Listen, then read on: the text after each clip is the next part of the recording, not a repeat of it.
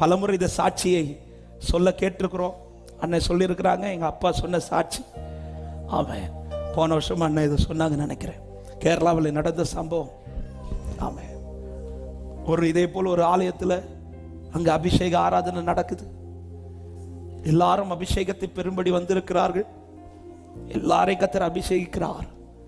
கொஞ்ச நேரத்திலே ஆலயம் முழுவதும் அந்த அக்கினினால, ஒவ்வொருத்தர் மேல அந்த அக்கினின் அபிஷேகம் வந்து கொண்டிருக்கிறது. எல்லாரும் ஆவில நிறைந்த அந்நிய பாஷைகளோடு பேசிட்டு இருக்கிறாங்க.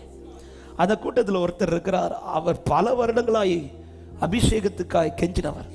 கெஞ்சிட்டே இருக்கிறார், அழுது அழுது கேட்கிறார்.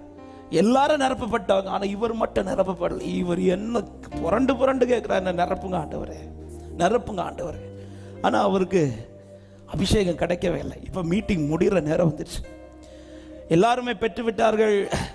கடைசியில் மீட்டிங் முடிகிற நேரத்தில் அந்த பாஸ்டர் ஒரு வார்த்தை கேட்டார், யாருக்காவது அபிஷேகம் இன்னும் கிடைக்கலன்னா கையை வைத்துங்கன்னு சொல்லும்போது எல்லாருமே கிடைச்சிச்சு. அப்படி இருக்கும்போது ஒரே ஒருத்தர் மட்டும் கை வைத்துறார். இவர் மட்டும், எனக்கு மட்டும் கிடைக்கல. அப்போ அந்த பாஸ்டர், சரி நம்ம அவருக்காக எல்லாரும் சேர்ந்து ஜெபிக்கலாம்னு சொல்லிட்டு எல்லாரும் சேர்ந்து ஜெபிக்கிறாங்க. அவர் அழுது அழுது கேட்குறார். அழுது அழுது கேட்கும்போது திடீர்னு இந்த பாஸ்டருக்கு ஒரு விஷயம் ஆண்டவர் காமிச்சிட்டு அவரை கூப்பிட்டு சொல்ல வைக்கிறார். உங்க மேல இந்த அபிஷேகத்தை பெற விடாதபடிக்கு ஒரு கன்றுக்குட்டி ஓடிட்டு இருக்குது அப்படின்னாரு. ஒரு கன்றுக்குட்டி உங்க மேல ஓடிட்டு இருக்குது. இவருக்கு புரியல. இப்ப பாஸ்டர் கேட்டாரு, கன்றுக்குட்டி சம்பந்தமா உங்களுக்கு ஏதாவது உண்டா அல்லது நடந்துச்சான்னு கேட்கிறாரு. இவருக்கு தெரியல. உங்க வீட்டில் கன்றுக்குட்டி உண்டான்னு கேட்டார். இல்லை இல்லை, அது சம்பந்தமா ஏதாவது இப்போ ரீசெண்டாக ஏதாவது நடந்துச்சா? இல்லை. யோசித்து பாருங்க, ஒரு கன்றுக்குட்டி உங்க மேலே ஓடிட்டு இருக்குது, அதுதான் தடையா இருக்குது அப்படி சொன்ன உடனே அவர் ரொம்ப யோசிச்சு, அப்போதான் அவருக்கு நினைவு வருது, பல ஆண்டுகளுக்கு முன்னாடி, அது முடிஞ்சு பல ஆண்டுகள் ஆகிட்டு, பல ஆண்டுகளுக்கு முன்னாடி அவர் வீட்டு பக்கத்தில் ஒரு வீடு உண்டு. அந்த வீட்டில் மாடு வளர்க்குறாங்க. அப்போ அந்த வீட்டில் ஒரு கன்றுக்குட்டி பிறந்து, அந்த கன்றுக்குட்டி கொஞ்சம் வளர்ந்துருக்கிற நேரத்தில் இவர் வீட்டில் என்ன இருக்குதுன்னா ஒரு தோட்டம் உண்டு, வாழை தோட்டம்லாம் உண்டு. அந்த கன்றுக்குட்டி எப்படியோ இவர் வீட்டுக்கு அந்த தோட்டத்துக்குள்ளே அந்த வாழை தோட்டத்தை நாசப்படுத்திச்சு. இதை பார்த்த இவர் அந்த கன்றுக்குட்டியை கோவத்தில் துரத்துறதற்கு கம்பெடுத்து அடித்தாரா கல் எடுத்து அடித்தாரா தெரியல, அவர் துரத்துறதுக்குன்னு அடித்தார். ஆனால் என்ன ஆயிடுச்சுன்னு இந்த கன்றுக்குட்டி செத்துருச்சு. செத்ததும் அந்த வீட்டுக்காரங்கள்ட்ட போய் சொல்லலை. அவர் என்ன பண்ணிட்டாருன்னா, சொன்னால் அவங்க என்ன பண்ணுவாங்கன்னு தெரியாது. அதனால என்ன பண்ணிட்டார்னா, அந்த கன்றுக்குட்டியை அவர் தோட்டத்திலேயே தோண்டி புதைச்சிட்டார். கொஞ்ச நேரத்தில் அந்த வீட்டுக்காரங்க கன்றுக்குட்டியை தேடுறாங்க. இவரும் அவங்க கூடவே சேர்ந்து தேடுறாரு. சொல்லலை. அந்த சம்பவம் கொஞ்ச நாள்ல மறந்துருச்சு, எல்லாருமே மறந்துச்சு, காட்டில் போயிடுச்சு. ஆனால் இப்போ அபிஷேகம் பெற வந்திருக்கும் போது ஆவியானவர் அதை காண்பித்து கொடுக்கிறார். நீ இதை சொன்ன உடனே அந்த பாஸ்டர் சொல்றார், நீங்க முதல்ல அந்த குடும்பத்திட்ட போய் சமாதானம் பண்ணுங்க, போய் மன்னிப்பு கேளுங்க, மன்னிப்பு கேட்டுட்டு வாங்க, கர்த்தர் உங்களை நிரப்புவார். இவருக்கு இப்போ என்ன பண்ணணும்னு தெரியல. ஏன்னா நடந்து பல வருஷம் ஆயிடுச்சு. இப்போ நான் அந்த குடும்பத்திட்ட போய் சொன்னா அவங்க எப்படி ஏற்றுப்பாங்க? அவங்க தேவனை அறியாதவர்கள், அவங்க தேவனை ஆராதிக்காதவர்கள். அவங்க கிட்ட போய் இனி நான் போய் இந்த விஷயத்த சொன்னா எப்படி அவங்க அங்கீகரிப்பாங்க? எப்படி என் மேலே என்ன அவங்க மன்னிப்பாங்கன்னு சொல்லி அவர் குழம்பு. ஆனால் இப்போ அவருக்கு என்ன தேவைன்னா, இதை விட எனக்கு அபிஷேகம் ரொம்ப ரொம்ப முக்கியம், எனக்கு அபிஷேகம் முக்கியம். பல ஆண்டுகளாக கதறிட்டேன், இன்னைக்கு இதுதான் எனக்கு தடைனா நான் போறேன்னு சொல்லிட்டு உடனே புறப்பட்டு போறார். போய் அந்த வீட்டு கதவை தட்டுறாரு. அந்த வீட்டிலேருந்து வெளியில் வர்றாங்க. என்னையா இவர் ஒரு பக்கம் அழுறாரு. அவர்கிட்ட கேட்குறாரு, என்னை மன்னிச்சிட்டேன்னு சொல்லுங்க, என்னை மன்னிச்சிட்டேன்னு சொல்லுங்க. இவங்களுக்கு புரியல, என்னையா தப்பு பண்ணீங்க, நாங்கள் எதுக்கு உங்களை மன்னிக்கணும்?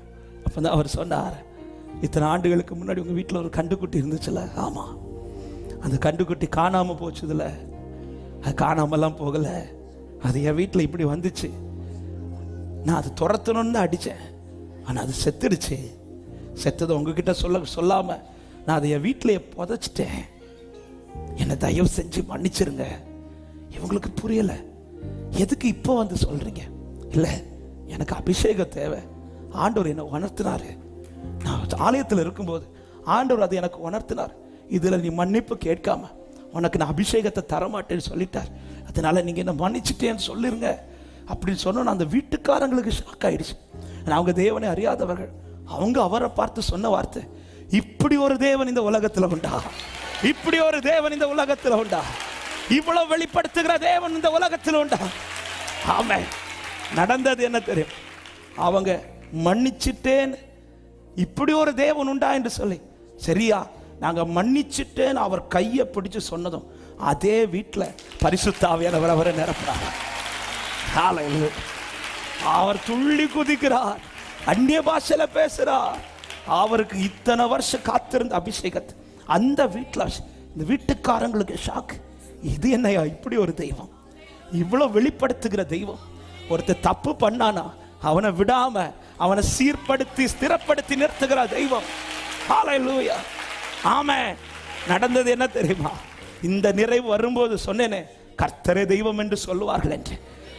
நடந்த விஷயம், அந்த அபிஷேகம் பெற்ற அந்த நபரை பார்த்து அந்த குடும்பத்தார் அன்று முதல் தேவனை ஆராதிக்க துவங்கினார்கள். ஆமென். இதற்கு என்ன செய்யணும்? சமாதானம் பண்ணணும். குடும்பத்தில் நான் சமாதானம் இல்லாம, புருஷன் மனைவிக்குள்ள சமாதானம் இல்லாம, பிள்ளைங்க பெற்றோருக்குள்ள சமாதானம் இல்லாம, சகோதரர்களுக்குள்ள சமாதானம் இல்லாம, சேர்ந்து ஆராதிக்கிற விசுவாசிகள் கூட சமாதானம் இல்லாம பகையை வைத்து விட்டு என்ன நிரப்புங்கன்னு சொன்னா ஆண்டவர் நிரப்பவே மாட்டார், நிரப்பவே மாட்டார். இப்பதான் சிலருக்கு இடிக்குது தெரியாம. இன்னைக்கு காலையில ஃபர்ஸ்ட் செஷன்ல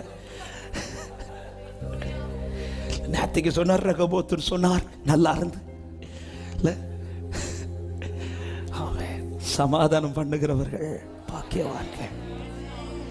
ஆமா, இப்ப எழும்பி போய் சமாதானம் பண்ணுங்கன்னு சொல்லல, ஆனா உங்க இருதயத்துல சமாதானம் பண்ணுங்க, இருதயத்துல சமாதானம் பண்ணுங்க. ஆனா முடிஞ்சு போன உடனே நீங்க செய்ய வேண்டிய காரியம், எந்தெந்த யார்கிட்ட பகையா இருக்குதோ, யாரை நீங்க ஒதுக்கி வச்சிருக்கிறீங்களோ, அல்லது உங்களை யாராவது ஒதுக்கி வச்சிருக்கிறோம், அது விஷயம் கிடையாது. நீங்க இப்ப சமாதானம் பண்ணோன்னு அவங்க ஏத்துப்பாங்கன்னு கிடையாது. ஆனா ஆவியானவர் உங்களை பார்க்கிறார், உங்க இருதயத்தை பார்க்கிறார். நீங்க சமாதானம் பண்ணாம என்ன கதறி கேட்டாலும், இந்த சம்பவம் என்பது வெறும் கதை அல்ல, இது நடந்த சம்பவம். என் தகப்பனார் இந்த சாட்சியை டைரக்டா கேட்டு பலமுறை இந்த ஆலயத்தில் இந்த சாட்சியை சொல்லியிருக்கிறோம். ஆமென். ஆவியானவர் இடைபடுகிறார். சமாதானம் பண்ணாமல் அந்த அக்கினியின் அபிஷேகத்தினால பெற்றுக்கொள்ள முடியாது. ஏதாவது இருக்கும், ஒருவேளை நமக்கே தெரியாது, இவருக்கு தெரியல, இதுதான் எனக்கு தப்புன்னு தெரியல, ஆனா ஆவியானவர் அதை வெளிப்படுத்துறார். ஆவியானவர் அதை வெளிப்படுத்துறார். இன்னைக்கு கர்த்தர் அதை வெளிப்படுத்துவார்.